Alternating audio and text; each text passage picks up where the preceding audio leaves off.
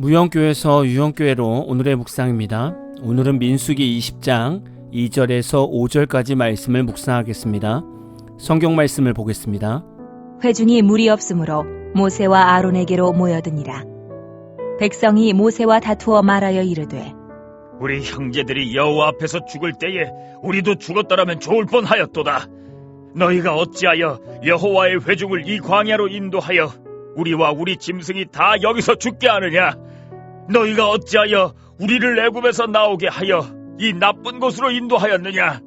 이곳에는 파종할 곳이 없고 무화과도 없고 포도도 없고 석류도 없고 마실 물도 없도다. 출애굽 1세대 이스라엘 백성들은 출애굽을 하여 시내산까지 오는데 3개월이 걸렸고 여기서 11개월 정도 머물게 됩니다. 그리고 가데스 바네아까지 18개월 정도 걸려서 도착하여 가나안 땅을 정탐하게 됩니다. 그리고 출애굽 1세대의 원망과 불평으로 광야에서 37년 6개월을 배회하게 되었다가 오늘 말씀처럼 다시 가데스 바네아로 재집결하게 되었습니다. 출애굽 2세대 입장에서 생각해보면 가데스 바네아로 오게 되면 지난 38년에 출애굽 1세대의 심판을 기억해야 합니다. 그런데 오늘 말씀에서 출애굽 2세대 이스라엘 백성들은 물이 없어서 모세와 아론에게 모여들었습니다. 그리고 여전히 원망과 불평만 늘어놓았습니다. 또한 물이 없어서 모세와 아론을 원망하는 이스라엘 백성들은 광야 생활을 이렇게 불평했습니다. 민수기 20장 5절을 보면 너희가 어찌하여 우리를 애굽에서 나오게 하여 이 나쁜 곳으로 인도하였느냐? 이곳에는 파종할 곳이 없고 무화과도 없고 포도도 없고 석류도 없고 마실 물도 없도다. 출애굽 2세대 이스라엘 백성들은 여전히 물이 없어서 모세와 아론을 원망하고 심지어는 모세와 아론이 자신들을 애굽에서 나오게 하여 이 나쁜 곳으로 인도하였다고 불평하고 있습니다. 지금 이스라엘 백성들이 광야 생활을 왜 하고 있습니까? 출애굽 1세대가 가나안 땅에 들어갈 준비가 되어 있지 않았고 하나님의 징계로 광야에서 출애굽 1세대가 다 죽을 때까지 배회하고 있던 것입니다. 이들의 삶에는 여전히 하나님이 함께 계시고 하나님이 이들을 이끌고 계시고 하나님이 여전히 이들의 하나님이 되어주고 계십니다. 하나님은 다시 축복의 땅인 가나안 땅으로 출애굽 2세대를 데리고 가려고 하십니다. 이런 하나님 앞에서 이스라엘 백성들은 여전히 불평하는 모습을 보여줍니다. 오늘 말씀을 묵상하면서 이런 생각을 갖게 되었습니다. 사람은 정말 변하지 않는 것일까요? 아무리 힘든 고난과 연단이 있어도 우리는 여전히 변하지 않는 것일까요? 저는 오늘 묵상을 타이핑하다가 잠시 멈추고 기도하면서 하나님께 물었습니다. 하나님, 우리는 정말 하나님의 가나안 땅에 들어갈 수 없는 사람들입니까? 라고 물어봤습니다. 이스라엘 백성들이 그렇게 거의 40년 동안 광야를 돌면서 하나님의 마음을 깨닫지 못했는데 과연 우리는 하나님의 깊은 뜻을 깨달을 수 있는지를 기도하게 되었습니다. 이때 제 안에 계신 성령님을 통해서 잠잠한 하나님의 음성이 들렸습니다. 지금 이 시대에서도 하나님이 인도하시는 가나안 땅에 들어가는 성도들이 많지 않다는 겁니다. 왜 그렇습니까? 라고 물었더니 신앙의 광야 생활에는 단순히 인간의 의식주 부분에서 자유하고 하나님을 믿습니다 라고 고백하는 것이 전부가 아니라고 말씀하셨어요. 광야 생활은 의식주 문제를 넘어서 생명을 주관하시는 하나님, 전지전능하신 하나님, 나를 창조하신 절대 주권자 하나님을 만나고 믿어야 함을 깨닫게 하셨습니다. 이 말이 무슨 의미인가 곰곰이 저의 삶을 돌아보며 묵상해 보았습니다. 이스라엘 백성들이 물이 없어서 모세와 아론에게 불평을 했습니다. 이스라엘 백성들의 불평 안에는 어떤 생각들이 있었을까요?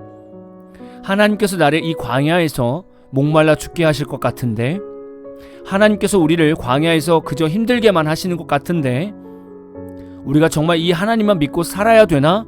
라는 지극히 인간적인 고민이 이스라엘 백성들의 불평에서 묻어나오게 됩니다. 우리가 신앙생활에서도 이스라엘 백성들과 동일하게 불신을 가지며 하나님을 바라보지 않습니까? 주일 예배 지켜라. 기도하면서 직업이나 자녀들의 길을 물어보고 결정해라. 하나님의 것을 구별하여 거룩하게 드려라. 이런 말들은 설교와 목회자들의 조언과 주변 신앙의 리더들 통해서 얼마나 많이 듣습니까? 그런데 우리가 정말 이렇게 살아갑니까? 경제적인 어려움이 오면 하나님의 뜻을 묻지 않고 당장 내 힘으로 할 수 있는 일을 찾아서 나가지 않습니까? 자녀들에 대한 공부도 하나님의 방법을 구하기보다는 당장 지금 내 자녀들이 학교에서 뒤처질까봐 세상 방법을 찾아 나가지 않습니까? 삶 속에 문제가 터지면 그 문제 안에서 기도하며 하나님의 뜻을 구하는 것이 아니라 그저 지치고 주저앉고 운명이려니 하고 받아들이지 않습니까? 우리가 왜 이렇게 살아갑니까? 신앙의 광야 생활 훈련에 들어가면 죽을 것 같고 망할 것 같은 마음이 들어서 그렇습니다. 예배 중심, 기도 중심으로 살아가면 인생을 망칠 것 같은 불안함이 있어서 그런 것입니다. 이런 우리의 신앙이 결국 생명을 주관하시는 하나님, 전지전능하신 하나님, 창조주이신 절대주관자 하나님을 못 믿는 것입니다. 그래서 우리는 진정한 가나안 땅에 들어가지 못하는 것입니다. 이스라엘 백성 출애굽 1세대도 이 하나님을 만나지 못했고 인정하지 않았고 의지하지 않아서 결국 광야 40년 생활 가운데 다 죽게 된 것입니다. 지금 시대의 성도들 안에서도 하나님이 원하시는 가나안 땅에 들어가는 성도가 그리 많지 않다는 겁니다. 저는 참 이 묵상을 하면서 마음이 무거웠습니다. 그리고 마음이 많이 슬펐습니다. 신앙생활은 신앙생활 나름대로 고생은 하지만 가나안 땅이라는 결과도 없이 맹목적으로 영적 광야만 맴돌고 있는 성도들을 생각하면 마음이 무겁고 슬퍼집니다. 여러분도 스스로 묵상해 보십시오. 내 스스로는 하나님께서 기다리라고 하면 인생이 죽을 것 같아 보여도 온전히 하나님만 붙들면서 기다릴 수 있는지를, 말씀을 묵상하면서 하나님을 더욱 하나님답게 믿는 저와 모든 분들이 되시기를 진심으로 축복합니다. 오늘 마무리 찬양은 히즈윌의 광야를 지나며 라는 찬양입니다. 찬양 후에는 잔잔한 연주곡이 있습니다. 말씀을 생각하면서 기도하는 시간을 가져보십시오.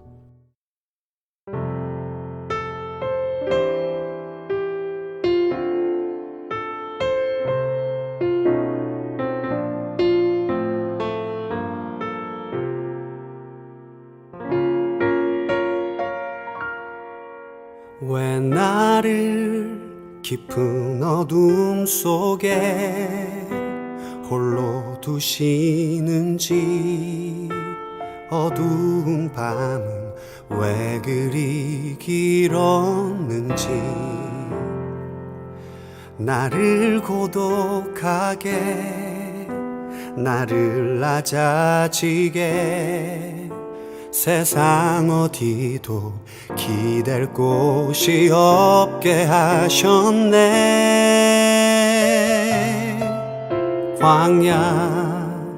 광야에 서 있네.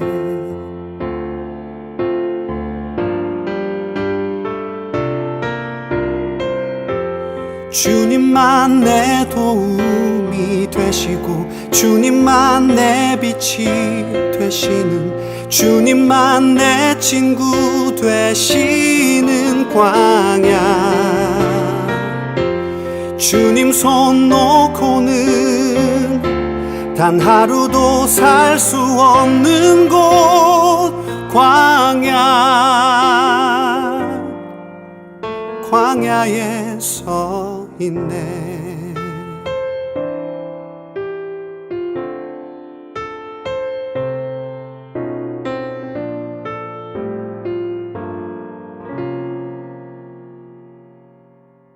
왜 나를 깊은 어둠 속에 홀로 두시는지, 어두운 밤은 왜 그리 길었는지,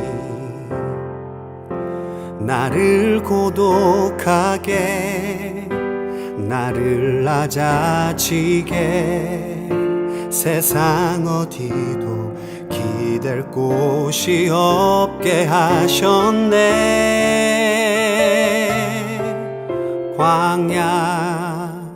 광야에 서 있네.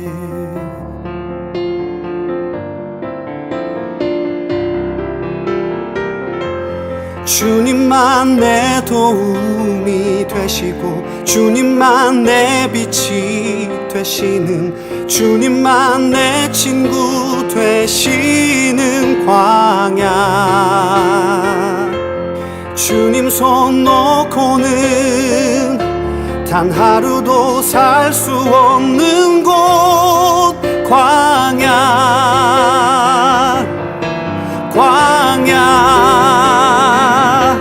주께서 나를 사용하시려, 나를 더 정결케 하시려, 나를 택하여 보내신 그곳 광야. 성령이 내 영을 다시 태어나게 하는 곳,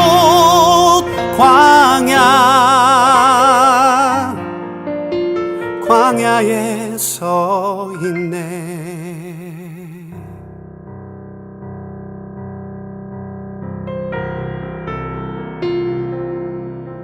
내 자가 산산이 깨지고 높아지려 했던 내 꿈도 주님 앞에 내어놓고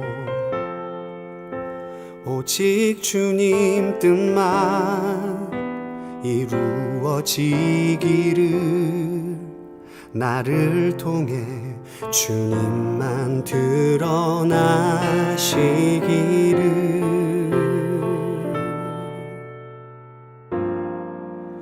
광야를 지나며